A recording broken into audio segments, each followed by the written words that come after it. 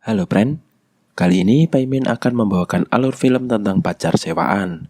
Gimana ceritanya? Langsung aja ke alur film.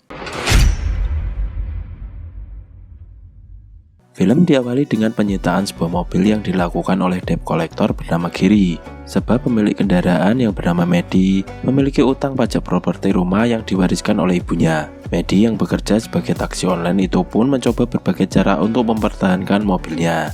Sebab hal itu tentu saja bisa membuatnya kehilangan pekerjaan. Ia pun mencoba untuk merayu Gary, namun tanpa kompromi. Gary langsung menderek mobil Medi. Dengan bermodal sepatu roda, Medi mencoba mengejar Gary untuk mengambil kembali mobilnya. Dengan segala macam cara, Medi berusaha melepaskan mobilnya itu dari alat derek. Karena ulahnya itu, menimbulkan kekacauan yang mengundang kerumunan netizen. Gary yang mengetahui hal itu pun langsung menghampiri Medi dan langsung bertindak tegas. Selain bekerja sebagai taksi online, Medi juga bekerja menjadi pelayan di restoran. Saat sedang di resto, seseorang datang dan memesan minuman kepada Medi. Namun karena Medi masih bete kehilangan mobilnya, ia pun bersikap tidak ramah kepada customer. Saat jam istirahat, temannya bernama Jim memberikan saran jika Medi bisa menjual ginjalnya untuk membantu perekonomiannya. Laki-laki itu juga menyarankan agar Medi menyewakan rumahnya untuk mendapatkan pemasukan lebih. Namun Medi menolaknya. Kemudian istrinya Jim yang bernama Sarah menunjukkan sebuah iklan lowongan pekerjaan dengan bayaran sebuah mobil. Jika ada seorang cewek berusia 20 tahun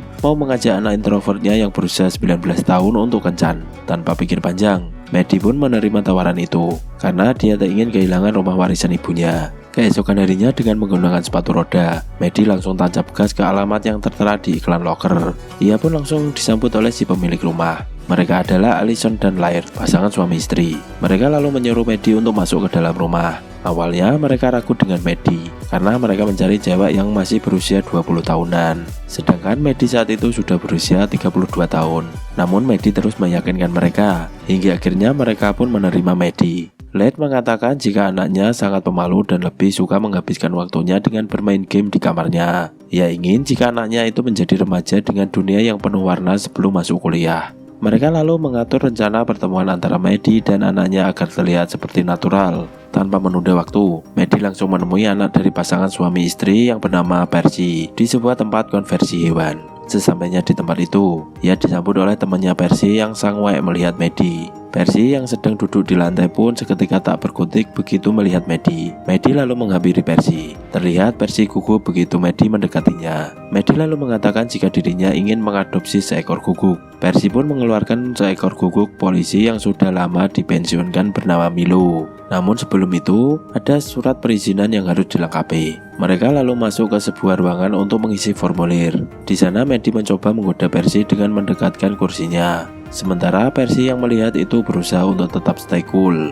Percy pun memutuskan jika Medi tak diizinkan untuk mengadopsi guguk. Kemudian Medi menawarkan diri untuk mengantar Percy pulang. Awalnya Percy menolak, namun Medi mengambil tas milik Percy dan keluar dari tempat tersebut. Karena sudah tak bisa mengelak lagi, terpaksa Percy pun ikut bersama Medi. Saat di perjalanan, Percy terlihat ketakutan dengan isi mobil milik Medi. Percy pun mengatakan jika jalan yang dilalui bukanlah jalan menuju rumahnya, sebab Medi membawa si berondong itu ke rumahnya. Percy pun menyemprotkan cairan merica ke wajah Medi yang membuat matanya seketika kesakitan. Percy beranggapan kalau Medi akan menculiknya. Lalu Medi meminta Percy untuk segera mengambil air. Percy pun lalu menyemprotkan air keran ke wajah Medi. Setelah itu, Medi menjelaskan jika tujuannya membawa Percy karena ia tertarik dengan berondong. Karena merasa bersalah, akhirnya Percy pun mengajak Medi kencan. Singkat cerita, malam harinya untuk pertama kalinya Percy mendatangi sebuah bar. Ia terlihat canggung. Ia kemudian menghampiri Medi yang sudah menunggu. Medi kemudian memanggil pelayan dan memesan es teh. Namun saat meminumnya, Percy memuntahkan minuman tersebut dan bilang kalau es tehnya tidak enak. Setelah itu,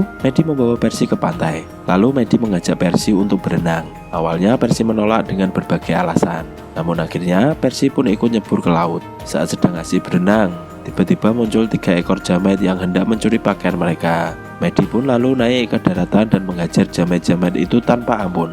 Medi lalu kembali ke laut dan mengajak Percy untuk iclik di laut. Namun Percy menolaknya, sebab sikap Medi yang seperti ingin menerkamnya membuat Percy ketakutan. Medi pun mulai merasa muak dengan bocil itu dan meninggalkannya. Percy lalu mengejar Medi dan meminta pakaian dan HP miliknya. Namun Medi mengatakan jika ia tidak tahu di mana HP tersebut. Percy pun terus meminta HP itu kepada Medi hingga akhirnya ia naik ke kap mobil. Medi pun tak menghiraukannya. Ia terus tancap gas di jalanan hingga akhirnya polisi mengejar mereka. Dengan terpaksa, Medi mau menerobos palang kereta api agar lolos dari polisi. Setelah itu, Medi membawa Percy ke rumahnya. Percy merasa kalau rumah Medi sangat nyaman. Tak lama, Medi pun mengeluarkan jurus goyang ngebornya di hadapan Percy. Bocil itu pun hanya bisa terdiam sangwek. Kemudian Medi memangku Percy, tambah sangwek tentunya. Saat sudah sangwek dan ingin iclik, tiba-tiba punggung Percy mengalami gatal-gatal. Ternyata Percy mengalami alergi. Medi pun mengobati Percy. Dari sinilah mereka mulai mengenal satu sama lain dan saling bertukar cerita tentang kehidupan mereka masing-masing. Percy meminta maaf kepada Medi karena malam ini tidak bisa adu mekanik dengan Medi. Percy berjanji jika esok harinya ia akan siap. Keesokan harinya, Medi dan Percy kembali menghabiskan waktu bersama, mulai dari bermain dengan guguk di pantai sampai bermain di pasar malam. Setelah puas bermain, mereka duduk di taman. Medi lalu menceritakan tentang keluarganya yang berantakan. Mendengar cerita itu, Percy pun luluh dan tersentuh. Karena terbawa suasana, mereka pun bertukar air liur. Saat di rumah, Medi kedatangan Jim dan istrinya yang sedang hamil. Medi lalu memberikan hadiah untuk Sarah.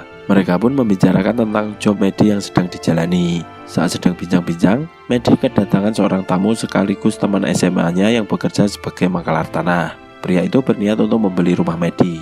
Dengan tegas, Medi pun menolaknya dan langsung mengusir pria tersebut. Malam harinya, Percy pun bersiap-siap untuk kencan dengan Medi. Mereka bertemu di dalam mobil. Di sana Percy memberikan gelang dan memakaikannya di tangan Medi. Begitu juga dengan Medi, ia memberikan sekutong bunga mawar untuk Percy. Kini sampailah mereka di sebuah restoran. Mereka menikmati hidangan yang disajikan. Medi lalu meminta Percy untuk memainkan piano. Percy pun perlahan berjalan menuju piano dan mulai memainkan sebuah lagu kesukaan Medi. Setelah Percy selesai dengan aksinya, tak lama muncul seorang cewek bernama Natalie, teman SMA Percy. Natalie mengajak Percy untuk pergi ke pesta perpisahan sekolah. Melihat keduanya begitu dekat, membuat Medi terlihat cemburu. Kemudian Natalie pun izin untuk pamit. Setelah itu tiba-tiba Percy mengatakan jika dia ingin datang ke pesta perpisahan sekolah. Medi lalu mengejar Percy.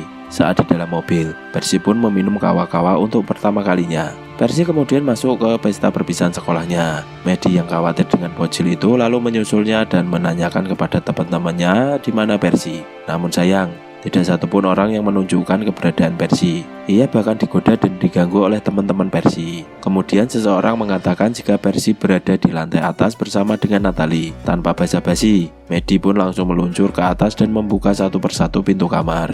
Hingga akhirnya ia menemukan pintu yang terkunci dan langsung didobrak. Terlihat di sana Percy yang sudah oleng karena terlalu banyak minum kawa-kawa sedang bersama Natalie. Medi pun dengan sigap membawa Percy dan memintanya untuk memuntahkan semua isi di dalam perutnya. Tak lama kemudian, muncul beberapa guru dan mengusir Medi dari sana. Akhirnya terjadilah keributan yang membuat Percy tak sengaja membogem si Medi. Kemudian mereka berdua pulang. Sesampainya di dalam mobil, Percy bilang kalau dia sangwek dan ingin mencicipi apemnya Medi. Ia lalu mengeluarkan balon pengaman dan dengan tiba-tiba Percy mengungkapkan isi hatinya kepada Medi. Dia pun terkejut dengan ucapan tersebut. Lalu Medi meminta Percy untuk menunda adu mekaniknya karena Percy sedang mabuk.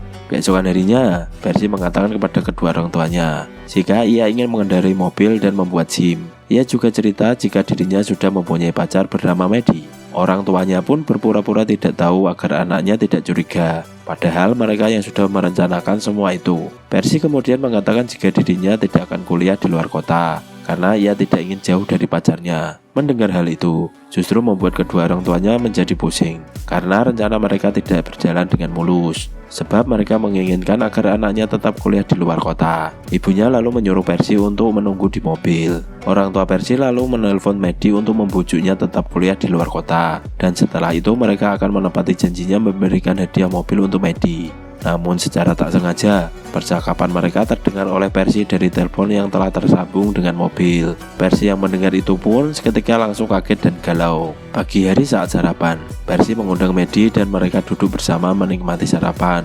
Di sana Percy berpura-pura jika dirinya seolah-olah tidak mengetahui persekongkolan antara Medi dengan orang tuanya. Percy memperkenalkan Medi kepada orang tuanya. Saat sedang sarapan, temannya menelpon dan ternyata mereka mengambil mobil yang akan diberikan kepada Medi, lalu membawa mobil itu ke hutan dan menghancurkannya. Percy melakukan itu karena ia kecewa sudah dibohongi oleh Medi dan kedua orang tuanya. Setelah beraksi, ia kembali ke rumah dan langsung masuk ke dalam kamar. Medi pun menyusulnya, dan seketika bocil itu mengajak Medi untuk iclik. Namun Medi menolak karena di bawah ada orang tuanya. Kemudian Percy meminta Maddie untuk jujur jika ada sesuatu yang tidak ia ketahui. Namun Maddie menggelengkan kepala dan ia langsung mengajak Percy untuk adu mekanik. Namun Percy ini lemah karena belum apa-apa sudah tumbang. Setelah itu, Percy cerita jika ia sudah menghancurkan mobil milik Maddie. Kemudian Maddie mengatakan jika yang dilakukan hanya semata untuk mempertahankan rumah warisan ibunya. Percy juga mengatakan percuma saja jika Maddie mempertahankan rumah itu, karena ayahnya tidak mungkin kembali untuk meminta maaf kepadanya. Saat Maddie sedang istirahat, Gary datang mengantarkan mobil hadiahnya yang sudah rusak, tapi masih bisa digunakan oleh Maddie untuk bekerja. Di tempat lain, Percy meminta kepada orang tuanya untuk tidak ikut campur lagi dengan kehidupannya. Percy dan Maddie pun kembali menjalani hidupnya masing-masing, hingga suatu malam di sebuah kafe. Jim dan Sarah mengabarkan jika mereka akan pindah ke Florida. Hal itu pun membuat Maddie sedih karena akan kehilangan sahabat terbaiknya. Sarah juga meminta Maddie untuk hidup bahagia. Keesokan harinya, ia mengambil mobil yang baru diperbaiki di bengkel, dan Maddie pun memutuskan untuk menjual rumahnya. Setelah itu, Maddie mencari Percy. Namun begitu sampai, Percy meminta Maddie untuk tak mengganggu hidupnya. Namun Maddie terus saja mengejar Percy. Ia pun naik ke kap mobil seperti yang pernah dilakukan Percy, hingga akhirnya mobil itu masuk ke dalam laut. Setelah bisa berbicara, mereka pun baikan. Maddie meminta maaf kepada Percy atas perbuatan yang telah dia lakukan. Keesokan harinya, Maddie dan Jim memberikan kejutan kepada Sarah dengan menjual rumahnya kepada mereka. Sementara itu, Percy mengemasi barangnya dan berpamitan kepada kedua orang tuanya untuk kuliah di luar kota. Saat keluar dari rumah, ternyata Maddie sudah menunggunya di depan untuk mengantar Percy kuliah. Dan film pun selesai. Pesan dari film ini adalah yang dewasa lebih menggoda. See you, jangan lupa subscribe dan lancar terus puasanya.